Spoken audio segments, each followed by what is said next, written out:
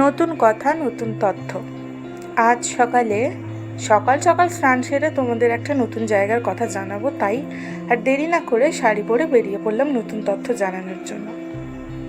হয়তো তোমাদের নাও ভালো লাগতে পারে, কিন্তু গল্পটা তো আমি করবই, তাই আর দেরি না, চলো বেরিয়ে পড়ি।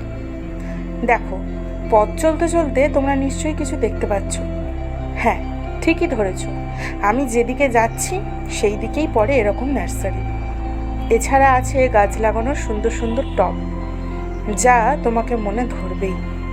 টবের দোকান পার করে আবার পথ চলা, আর ওই যে দূরে দেখতে পাচ্ছ, ওইখানেই যাব। আমার এই পরিবেশটা এতটাই ভালো লাগে যে তোমাদের ভাষায় প্রকাশ করে উঠতে পারবো না। বিস্তীর্ণ ঘাসের ওপর পা রেখে আমার গন্তব্যস্থলে পৌঁছানোর উদ্দেশ্যে রওনা দিয়েছি। চলো তোমাদেরকে একটা সুন্দর দৃশ্য দেখাই। তোমরা কেউ এরকম বক দেখেছো? দেখলে আমাকে অবশ্যই কমেন্টে জানিও। এই হলো আমার গন্তব্যস্থলের চারপাশ, আর আমার বন্ধুদের অন্যদিন অন্য কোনো সময় আলাপ করিয়ে দেব। এত সুন্দর প্রাকৃতিক পরিবেশ মন ছুঁয়ে যায়, আর সাথে যদি সুন্দর সুন্দর ফুলের বাগান